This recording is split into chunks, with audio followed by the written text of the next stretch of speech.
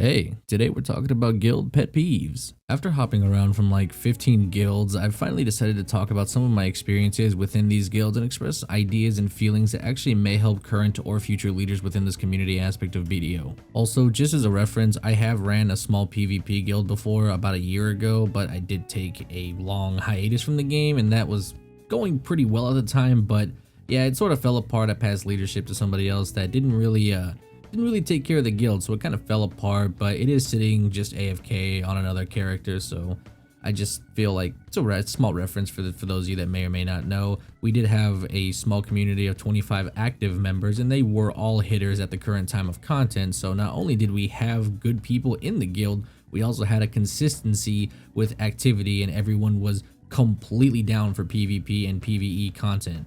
Most times our parties were usually filled with 5 to 10 people at a time, and at one point we had to start using Discord because we had so many people that just wanted to hang out with us. So our activity was incredible, and no current guild has ever really given me that feeling again when it came to activity. Anyway, moving on to the pet peeves now.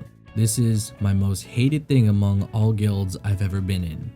Being a number instead of a member.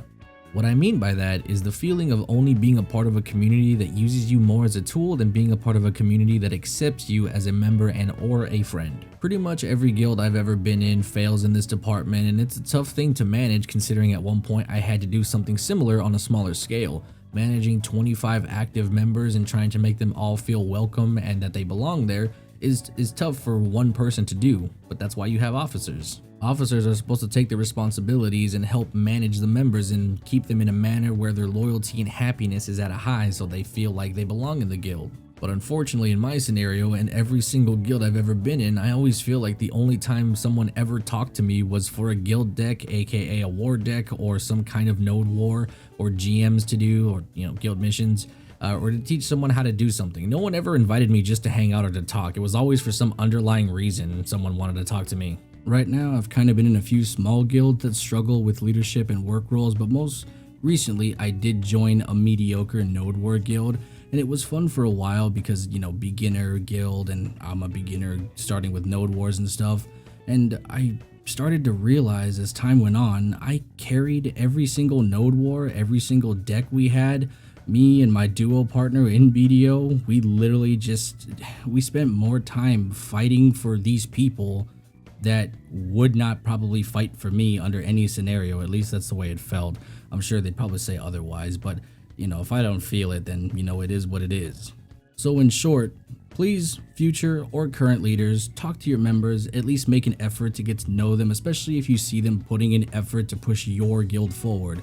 If they're putting in effort and they're trying to do guild missions or just wanting more responsibility, give them a chance. They may or may not be very valuable to you, and they may want to have extra responsibility, which will help you in the long run. At least at the very minimum, you'll have a pretty good member that is going to have knowledge as well as be willing to work with other members. So I definitely recommend trying to at least pay attention to majority of people putting in a lot of effort. Now, on to the next issue. Leadership failure. This issue is sort of a rare one, I want to say, but it also seems pretty common among smaller guilds. It's probably rare in really, really big guilds, but for guilds that are small or they're rebuilding from an explosion, it seems very, very common. When you're a GM, you have to realize what you signed up for, depending on the type of guild you have built. Let's take a look at Life Skillers because I think they are the best example of a guild that has standards and enforces those standards. Most life skill guilds tend to have rules of engagement and spot defense rules, and these rules are usually non-negotiable due to life skillers do not want any smoke from PvP guilds or really anybody, since that would hinder the production of life skills. Meaning if you fuck up and mess with the guild's production, then you are pretty much thrown to the wolves and there's not going to be any questions asked, or you're pretty much goodbye. These are the guilds that I believe have the best leadership and resolve because they put in so much effort into creating a standard, and they make more progress than probably any other guild really that doesn't have decent leadership because they make big money and share information among each other and all work together to get guild stuff done. At least in my experience, 9 times out of 10, if you fuck with the life skill guild, they could probably run through your ass if they gave any kind of a shit about killing you, and just realize that if you don't die to a life skill guild, it's probably because you're actually not worth their time and they value making money over farming your dumb ass.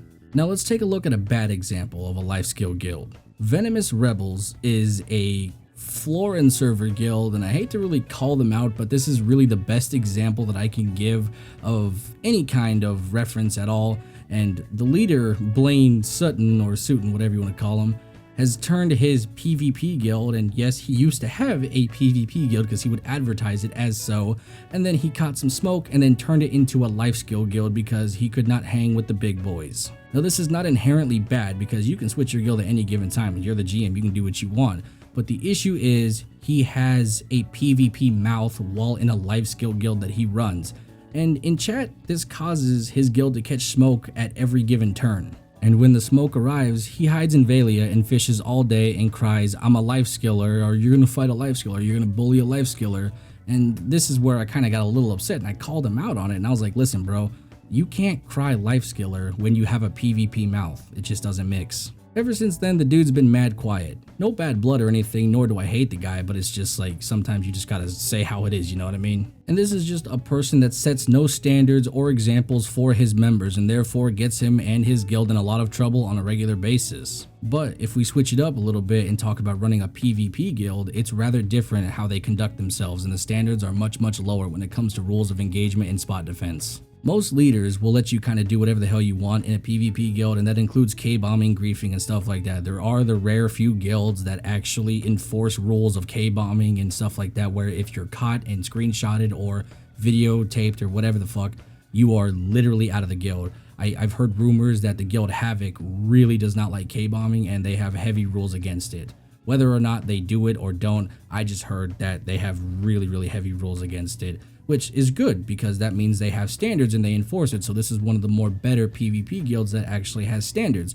However, most PvP guilds do not have any kind of standards like this. In my old guild, I had a rule about griefing and K-bombing, but some members didn't really follow the rule, and this is where I failed as a leader because I did not enforce the standard I set, which caught us a bad name for a little while. So the answer to being a good leader, well, I don't really have an answer for you. Managing 25 people in a video game where they play for fun and they're not really paid for it or anything like that. They're just, they paid for the game, so they get to play it however they want. It's tough to convince them to play a certain way when they paid for the game, as well as, you know, if they work a 9 to 5, they're going to come home and play the game how they want. But if you don't want those type of people in your guild, you have to enforce your standards that you set. If people want to do negative things, then the right thing to do is enforce the rules that you set.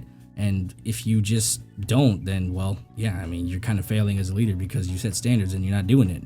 But then we have the gray area of exceptions where one of your strongest members is being a negative influence on the guild and raising all kinds of hell. Now, what do? Do you kick the strongest member in your guild that carries a lot of kills and node wars? Or do you give him a pass and try and find a workaround? The truth is, I don't actually have the answer to this because at one point I struggled with this very decision and I chose the latter and had to communicate with other guilds just to settle the matter.